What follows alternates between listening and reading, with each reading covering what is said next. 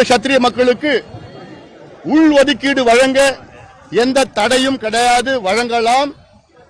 அதில் தரவுகளை சேகரித்து நியாயப்படுத்தி வழங்குங்கள் என்று சொல்லி 1000 நாட்கள் ஆகிறது. 1000 நாட்கள் ஆகியும் இன்னும் எங்களுக்கு நியாயம் கிடைக்கவில்லை, இந்த சமுதாயத்துக்கு நியாயம் கிடைக்கவில்லை. இது நாடகம். முதலமைச்சர் நாடகம் ஆடிக்கொண்டிருக்கின்றார்.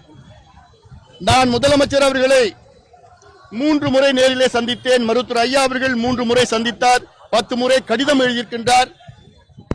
எங்களுடைய கட்சி நிர்வாகிகள் எல்லாம் எத்தனையோ முறை சந்தித்தார்கள். பிற்படுத்தப்பட்ட ஆணைய தலைவர்களை பல முறை சந்தித்தோம். டிஎன்பிஎஸ்சி அங்கு நிர்வாகிகள் பல முறை சந்தித்தோம், அதிகாரிகளை சந்தித்தோம்.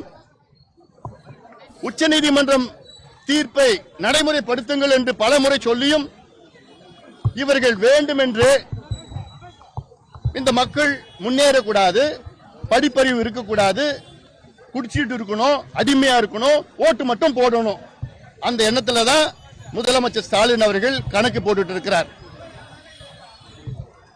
அதனால நான் கேட்கிறது, இது ஏதோ திடீரென்று நாங்கள் போராடவில்லை. தொடர்ந்து இவ்வளோ நடவடிக்கை நீங்க மேடையில் பார்த்திருப்பீங்க. தேதி வாரியா 38 சம்பவங்களை, 38 தேதிகளை நான் சொல்லியிருக்கிறேன். இவ்வளோ தேதியில் இந்த தேதியில சந்திச்சு ஆனாலும் எங்களுக்கு நியாயம் கிடைக்கல.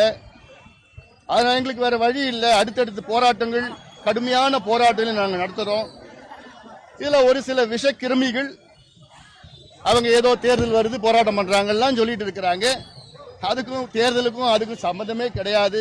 45 ஆண்டுகள் போராடிட்டு இருக்கிறோம், எத்தனையோ தேர்தலை பார்த்துட்டோம். அதனால அதை பத்தி எங்களுக்கு கவலையும் கிடையாது. எங்களுக்கு வேண்டியது சமூக நீதி. இது வன்னியர்களுக்கு மட்டும் கிடையாது, வன்னியர் போன்று இருக்கின்ற மற்ற சமுதாயங்களுக்கும் இடஒதுக்கீடு அதிகமாக வேண்டும், சமூக நீதி வேண்டும்.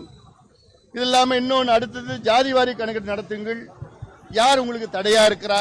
உச்சநீதிமன்றம் ஏத்துக்குச்சு, உயர்நீதிமன்றம் ஏத்துக்குச்சு. பீகார்ல நடத்தி முடிச்சுட்டாங்க. தெலுங்கானால ரேவந்த் ரெட்டி முதலமைச்சர் அவர் நடத்தி முடிச்சுட்டாங்க. 27 நாள் நடத்தினாரு. ஆந்திராவில் நடத்தி முடிச்சுட்டாங்க, கர்நாடகாவில் நடத்தி முடிச்சுட்டாங்க. ஆனா நீங்க சமூக நீதி என் உயிர் மூச்சு, நான் சமூக நீதியுடைய பேரன் அப்படிலாம் சொல்லி வசனம் பேசிட்டு இருக்கீங்க. அதெல்லாம் பாக்குறதுக்கு கொச்சையா இருக்கு. அதெல்லாம் பேசாதீங்க தயவு செய்து. உங்களால செயல்படுத்த முடியலன்னா தயவு செய்து எதுவும் பேசாதீங்க. சாதாரணமா செயல்படுத்தலாம். இதெல்லாம் எங்களுக்கு அதிகாரம் இல்லை. என்ன அதிகாரம் இல்லையா உங்களுக்குலாம்? இருக்கிற அதிகாரம் இல்லைன்னு பொய் சொல்ற முதலமைச்சர் எங்கேயா பார்த்திருக்கீங்களா? தமிழ்நாட்டில் பார்ப்பீங்க. அப்போ ரேவந்த் ரெட்டிக்கு அதிகாரம் இல்லையா? நிதிஷ்குமார் அவர்களுக்கு அதிகாரம் கிடையாதா? இதுக்கு முன்பு இருந்த ஜெகன்மோகன் ஆந்திரால அதிகாரம் இல்லையா? இல்ல சித்தராமையாவுக்கு அதிகாரம் இல்லையா? எல்லாத்துக்கும் அதிகாரம் இருந்ததுனால அவங்க போட்டிருக்காங்க, கையெழுத்து போட்டிருக்காங்க, அவங்க நடைமுறைப்படுத்திருக்காங்க. அப்ப தமிழ்நாடு என்ன வேற என்ன இந்தியாவில் இருக்கா? இந்தியாவில் இல்லையா? போய் சொல்லிட்டு இருக்கீங்க. முதலமைச்சர் அவர்கள் இனியும் எங்களால் பொறுத்துக் கொள்ள முடியாது.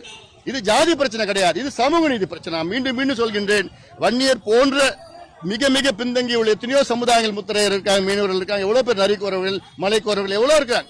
இவங்க எல்லாம் முன்னுக்கு வர வேண்டும். யாதவர்கள் முன்னுக்கு வரணும். அப்போதான் தமிழ்நாடு உண்மையான வளர்ச்சி அடைந்த மாநிலமாக மாறும். தமிழ்நாடு வளரணும்னா இங்க அடித்தளத்தில் உள்ள சமுதாயங்கள் எல்லாம் வளரணும். நாடகம் ஆடிக்கிட்டு ஓட்டு மட்டும் வாங்கிக்கிட்டு நாடகம் ஆடிக்கிட்டு இருக்கிற ஆட்சி போதும். இதுதான் திராவிட மாடல். நாடகம் ஆடுறது தான் திராவிட மாடல்.